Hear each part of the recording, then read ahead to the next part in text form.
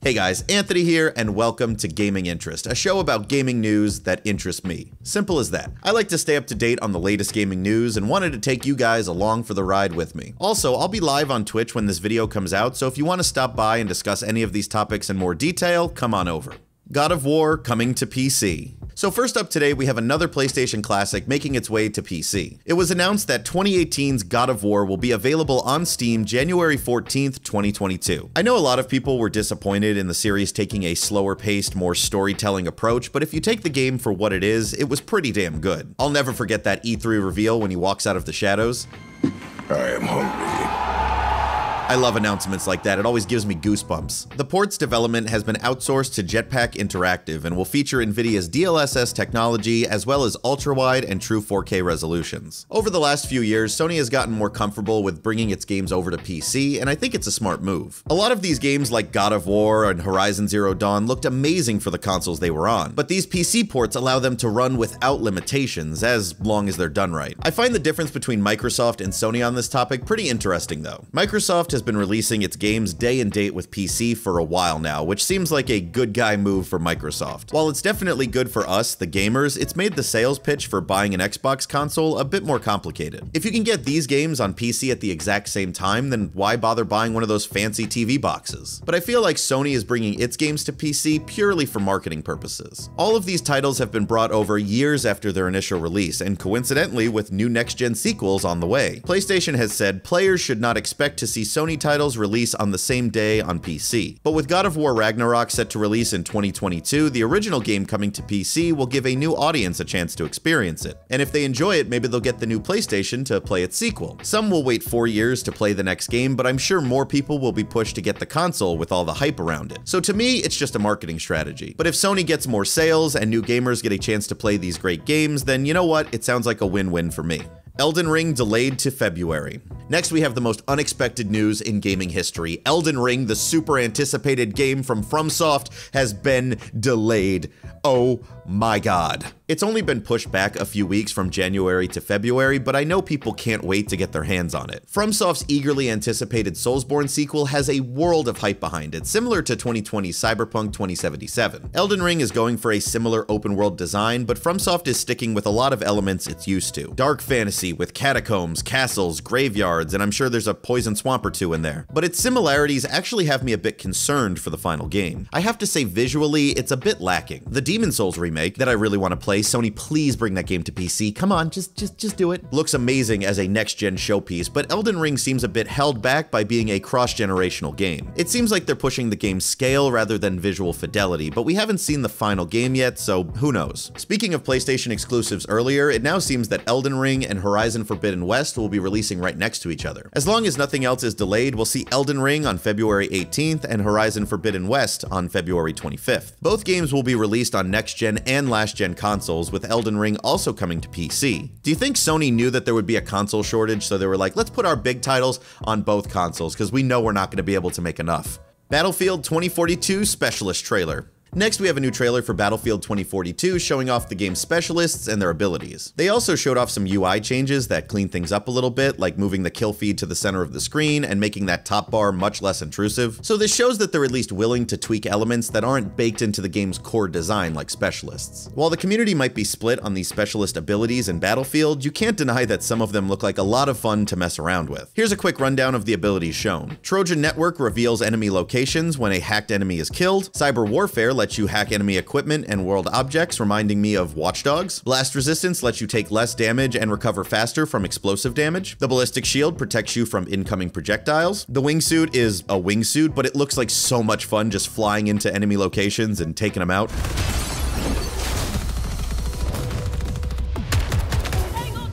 This is honestly going to be one of my favorite things to do in Battlefield 2042, so expect epic wingsuit compilations coming soon. Smart Explosives give you a series of special grenades, including anti-armor grenades that can home in on vehicles. Threat Perception automatically spots enemies that deal damage to you. The EMGX scanner has caused some controversy, basically being an in-game wall hack, letting you see enemies through solid objects. While it looks extremely useful, I'm sure they didn't just throw hacks into the game without considering some balancing. I would hope it has an extremely long cooldown and only lasts a few few seconds each time you use it. Trauma Specialist lets you revive allies rapidly and restore their armor, and the Loadout Crate obviously calls in a large crate to resupply your team with armor, ammo, and new loadouts. The beta was surprisingly missing ammo crates around the map or an easy way to resupply with your teammates, and now it makes sense why. I go back and forth on the Specialist thing because reading down that list made me think of perks in the Call of Duty games. Special abilities you can customize on any character instead of being tied to specific ones. They've proven they're listening to feedback with the UI updates videos, so maybe this will be changed down the line and it just wasn't feasible by launch. Also, while I was writing this video, DICE released a new TV spot with the tagline, "What a time to be alive." The ad really captures that fun sandbox nature they're trying to create with this game. That's one of the reasons I'm still excited for 2042. Yes, it will have problems, but the amount of potential this game has compared to Battlefield 5 or even 1 is immense in my eyes. So I remain cautious but optimistic with Battlefield 2042 because of the potential I see in it. What's new?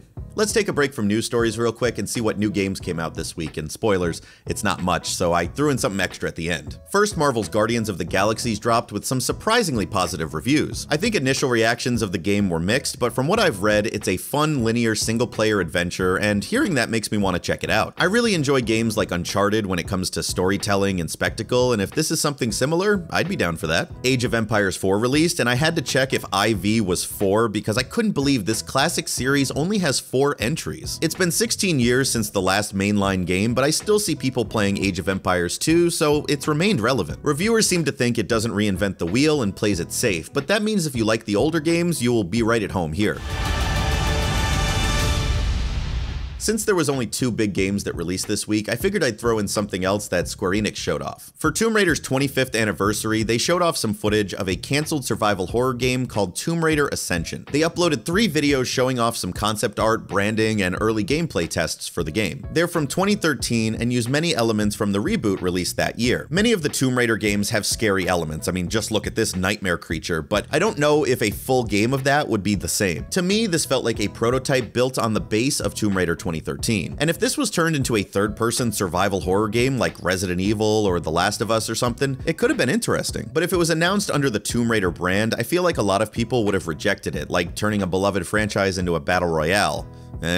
I always find stuff like this interesting though, to see what games go through before we even know they exist. If you want to check out these videos for yourself, I'll have links to them in the description down below. Check them out. Next, I'd like to thank the sponsor for today's video, Dragon City. Dragon City is a free-to-play game available on both Android and iOS where you can collect over 1,000 different dragons and build your own dragon empire. You can breed 2 dragons to get new ones, hatch them, and feed them to make them evolve, and then train your dragons for battle to make them more powerful. There's several different PvP modes that let you fight against your friends and challenge other dragon masters. Click the link in the description below to get a special free reward of 15,000 food, 30,000 gold, and 10 gems. Make sure you download the game through that link in the description down below to get these exclusive rewards. So thank you to Dragon City for sponsoring this video, and on to the next story. That was weird. It's like that sponsor spot was shot earlier in the day. Look, there's sunlight over there. Exposed. Grand Theft Auto: The Trilogy, the Definitive Edition. Grand Theft Auto: The Trilogy, the Definitive Edition annoys me because now I've had to say that name twice. Grand Theft Auto: The Trilogy, the Definitive Edition, and Jesus Christ, I've said it 3 times now, is a collection of the first 3 GTA games people actually cared about. GTA 3, Vice City, and San Andreas will be coming to PC, Nintendo Switch, and all current PlayStation and Xbox consoles on December 7th. This week, Rockstar released the first gameplay trailer for Grand Theft Auto: The Trilogy, the Definitive Edition, and many people were surprised. The Grand Theft Auto: The Trilogy, the Definitive Edition is more of a remake than a remaster. Because it was rebuilt on Unreal Engine 4, the developers opted to update the game's visuals, adding things like reflections on vehicles and better lighting overall. I know some people were expecting them to be remade up to the standards of Grand Theft Auto 5, but that seemed a bit unrealistic. What people weren't expecting was such a drastic shift in the game's art style. The original games on the PS2 certainly show their age, but for the time I felt like the developers went for a more realistic style. The Grand Theft Auto: The Trilogy, the Definitive Edition has interpreted that style in a more cartoony way, making the characters look more like caricatures. I know this is gonna hurt, but the game kinda reminds me of Fortnite. Who knows, maybe this being the first GTA game to hit the Nintendo Switch, they wanted a more appealing art style for the kids. This trilogy obviously shares a lot of elements from the originals like animation and world geometry, so maybe this was just their way of interpreting the old game style on new hardware. But parts of the game kinda look like a fan-made mod that adds high-res textures and tweaks the lighting a little bit, and it kind of looks cheap. The game's controls are also being updated to be more in line with GTA 5, which is good as long as you can switch between them and the original. They're charging $60 for the Grand Theft Auto The Trilogy The Definitive Edition, and if it was just a remaster of the originals, that would probably be too much. But clearly some work has gone into these games to update them for modern consoles. And 3 of any Grand Theft Auto games is still a lot of content.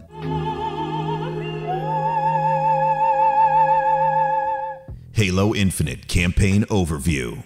Finally, we have the triumphant return of Halo Infinite's campaign. When Halo Infinite was first shown off in July, people's reactions were pretty mixed. While the idea of an open-world Halo game piqued many's interest, the gameplay shown was underwhelming from the flagship next-gen title they were expecting. But a new trailer was just released giving an overview of what we can expect, and things are looking a lot better. Most people's concern has been turned into anticipation, as Halo Infinite seems to just be doing everything right. The multiplayer beta was received well, and this new trailer shows a clear improvement in the game's visual and design. Structured kind of like a Far Cry game, you have to take back parts of the ring by doing missions and destroying Covenant bases. If you think about it, this isn't all that different from early Halo levels that threw you into big open environments with Covenant at different locations around the map. Halo has always been about that more open, freeform level design, and this seems to be the biggest version of that yet. But this new trailer had a reference to Battlefield's Renazook and a hilarious moment where Master Chief says, "I'm coming to save the day," or whatever, and then immediately drives off a cliff. Chief? Is that you? You're safe now.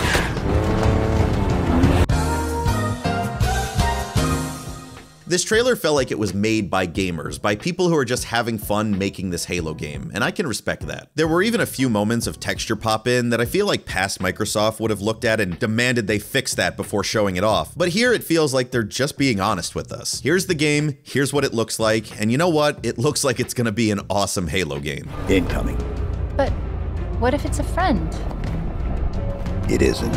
I'm recording this way after the fact, but you know that guy with the weird name who is supposed to be a Spartan hunter? A sadistic Spartan killer named Jaga Erdamnai. Did anyone notice that that's just the Marauder from Doom Eternal? I mean, that's fine. Halo's been copying Doom since its inception. I mean, Doom created the Space Marine, but it's so similar. It's a guy that is designed to hunt down, you know, Master Chief, our main character, and hunt him down. And he has a red sword. He pulls out a red sword. Come on! Also, the campaign will be coming to Game Pass on release, which is an extremely valuable reason to sign up. In a world where Nintendo is charging people out the ass for some retro games and DLC, Microsoft is showing them how it should be done. Is everyone trying to kill you? It kind of seems like it.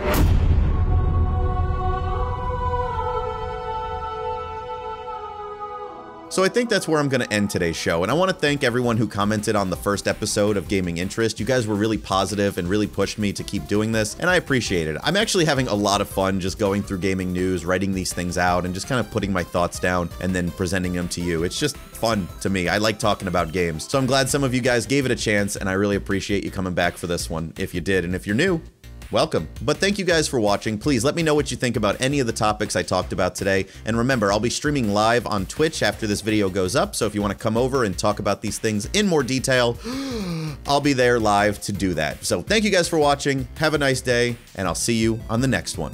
Maybe next week.